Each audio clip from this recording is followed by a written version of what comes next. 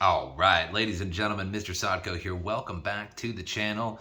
And it's been a long time. It's something a little different here. I'm actually in the process of a move, so I don't have my setup, but it will be soon. Also, I broke my collarbone riding a dirt bike. So I've been out of the game for a little bit. I haven't been making too many videos lately, but I've noticed and I've kept up with the crypto world and the crypto news, etc. And I'm really not surprised that this is all happening. With FTX, BlockFi, Celsius, these bankruptcies and liquidations of these institutions that were mainly loaning out crypto. Now, FTX is a different story. They didn't even have bookkeeping of their employees, so they didn't even know who was working for them. And they just basically had all of the crypto go into one wallet. The wallets, they didn't even have individual wallets for individual people. They didn't even bother with that. And then all of the money that pretty much anybody actually deposited on that particular platform, FTX, was just used by a billionaire in the Bahamas. So that's a particularly egregious story, and is so far considered probably one of the worst financial mess ups since Enron, and bigger than the Bernie Madoff pyramid scheme. So it's pretty bad. However, with BlockFi and Celsius and these other crypto loaning platforms, so going way back, if you have watched my channel for a while, I have always been leery of the institutionalization of crypto. Now, I'm a little hypocritical with that because I do enjoy exchanges, centralized exchanges, particularly so, particularly over decentralized exchanges, because decentralized exchanges, they required Ethereum as gas, and you really couldn't trade on them efficiently. Now, you could go out and buy brand new cryptos that weren't released on exchanges, but there's probably a reason that most of them were not actually listed on exchanges, because they just didn't have the capital or know-how, or they were mostly just copy and pasted and just buy Baby Shark coin, or whatever. And they really had no value to begin with. However, it was a good system, decentralized, but you really couldn't efficiently day trade, like on Binance or Coinbase or something like that, Kraken, etc. I still consider, regardless of the mess ups of Coinbase and them going, public and their stock basically declining and all of the other drama that has occurred, I still consider Kraken and Coinbase and generally the US exchanges to be the safest ones to have your crypto on. Now, should you have your crypto on them? Probably not.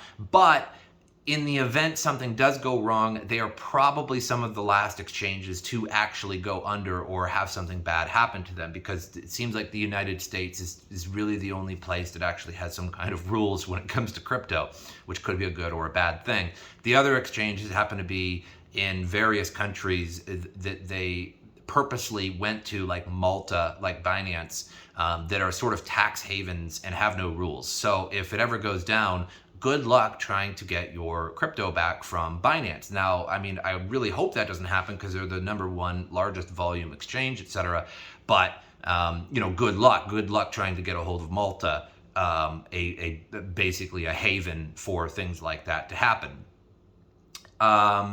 So when I say the institutionalization of crypto, I typically mean beyond exchanges, and again, to these platforms that are loaning. And why is this a problem? Why have all these collapsed? And it's pretty obvious. So we've got to go through a typical little hypothetical example here to understand why these various exchanges all went under. These loaning ones, particularly like BlockFi, Celsius, etc. So when it comes to crypto and loaning, it became a big thing on DeFi, and that was algorithmically designed. I remember one website had a 32% APR for depositing BAT, on their exchange, and which makes me, it's really silly, because who's going to take a loan out during that time? Because if they're giving you 32% APR, and that means they're charging higher. So it's just like the banking industry today, which, you may not like the banking system, the capitalistic system that we have all across the globe, where you go into a bank and you get a loan and you're charged an interest rate.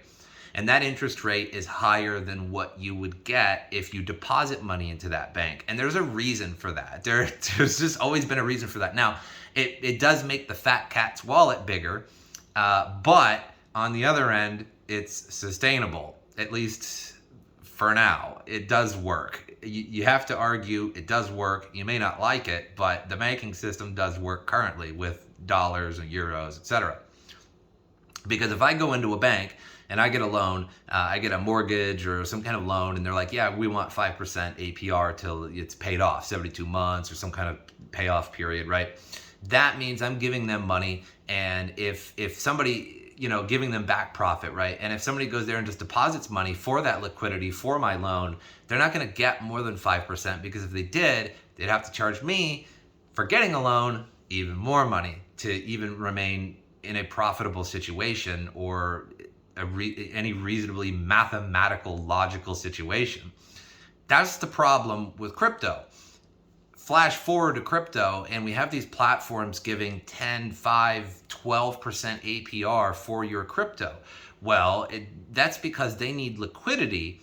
They need you to deposit all kinds of crypto, Bitcoin, USDC, Tether, Ethereum, all these different cryptos they need on their platform, so that when somebody comes along and they want a loan for it, which you could do strategically, some of those loans were a good idea for somebody, because when the market goes way up in value, if you take out a loan, one of those crypto loans, and the market goes way up in value, and you owed them 10 Ethereum, but the market doubled or tripled, now you really only owe them 2 or 3 Ethereum, and your loan is good. So they were very profitable situations if you timed them right when the market was going up. Problem is, when the market goes down, it destroys the whole system.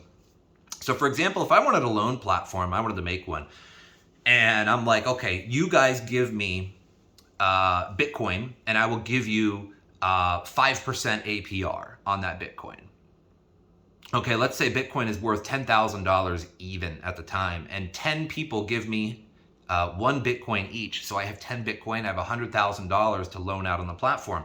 And I'm charging people 10% interest to take a Bitcoin loan out. Okay, fair enough. The problem is that if Bitcoin decided the next week to go to $5,000 and economic strife started to occur, and the people that gave me that original Bitcoin for the APR of 5% decided, I want to take my money now. I want to go.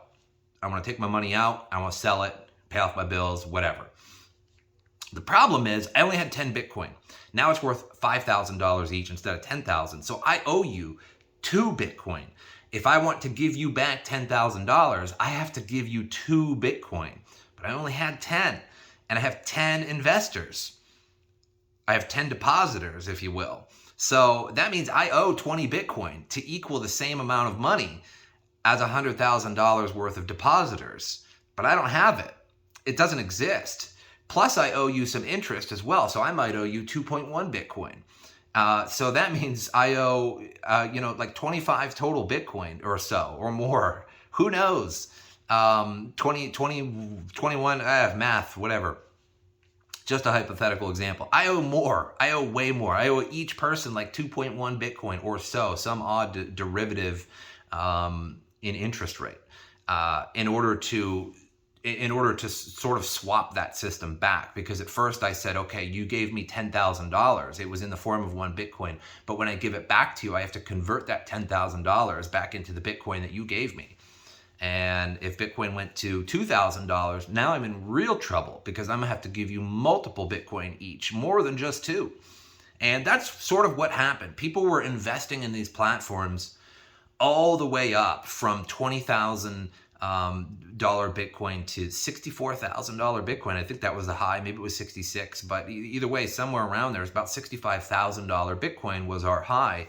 And now we can see that it's high 16,000. It's like hovering around 17,000. So it has crashed by a significant margin.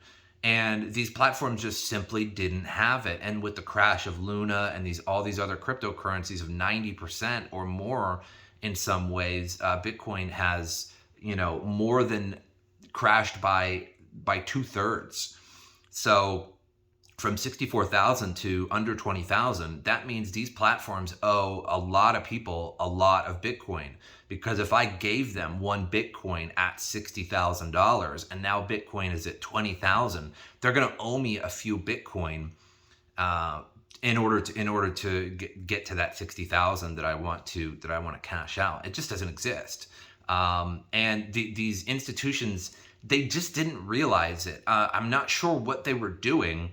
A lot of these people are very intelligent. These are not stupid individuals who created these massive platforms and things like that. I mean, some of them were very seasoned individuals.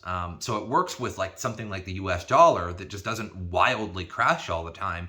It just doesn't with Bitcoin. And that's why I'm leery of these institutions. It's the antithesis of Bitcoin and various other cryptocurrencies. And it's hard to say like where is the moral standpoint of crypto. And you could argue that it's like, oh, it's the Bitcoin white paper, right? So like that means that we don't want any middlemen like BitPay or these other institutions in the way. You could argue that like, hey, that's just Satoshi's idea. What about all these other ideas? What if I want my crypto institutionalized? You know what I mean? What if I want it sort of centralized or institutionalized, right? So it's like, where do you actually stand morally? And I would argue that even before crypto or even before Bitcoin, there was sort of a desire to have this very decentralized money system. And I think Bitcoin just sort of it's effectively perfected it. And that's where a lot of our moral ground stands with crypto. And that's what's happening in crypto right now. And what's the next step? We seem to be going in these phases. Like at first it was all this proof of work and then proof of stake and crypto kitties and then games and then DeFi and then these loaning platforms. And we go in these phases of cryptocurrency, and you're in clear phases when you're in it. What is popular at the time, and you can just take a look. And for a while, it was like all those stupid Binance coins that were giving money back. It's basically like fees that if you just hold on to it, everybody that makes some transaction with it has this 10% fee, and it goes to all the holders and things like that. That was popular for a while. And people realized they're just copy and paste nonsense cryptos. So I will be back soon. I will be, in my setup again soon. But for now, I just sort of wanted to make a quick video, an update of myself. That I'm still not out of the game or anything. I still follow all the news. I still follow. I still go to the Reddits. I still go to the news pages and stuff like that, and keep up.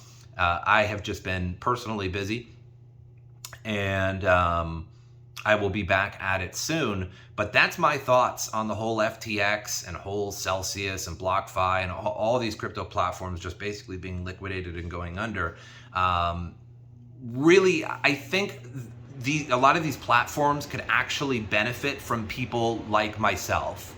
And I'm not putting myself out there, but there's a lot, like crypto YouTubers get a bad rap. However, we've been in it for years. And we have seen this. And like, if you brought me in as a consultant, and there's a big round table of executives, and they're like, yeah, we got this great idea. It's called BlockFi. It's called Celsius, right? We're gonna give out crypto. And I'd be like, all right. So how much collateral are you guys gonna have? Because you can't just you need triple, quadruple, quintuple collateral. Because if Bitcoin's at $60,000 and it crashes to 20,000, what are you guys gonna do? And they'd just be like, oh, it's not going to do that. No, it's done that in the past. You know what I mean? So I think we get a bad rap. And I think, from shilling and stuff like that, some of us have, and, some of them still do. But the smartest people in crypto are just never consulted about crypto. And it's just like, nah, we're just institutions. We can do this. We don't need you guys. We know what we're doing. And then it just crashes to 20,000 and they don't have the collateral to give people their money back. I mean, who would have thought, right? Like, it's just simple math. You got Bitcoin at 60,000, crashes to 20,000 if that's the scenario. How much collateral do you need? Doop ba doop ba doo. You know, cue the Jeopardy music. It's simple math. But that's all I got for you guys. I hope you enjoyed it. As usual, I will see you guys next time.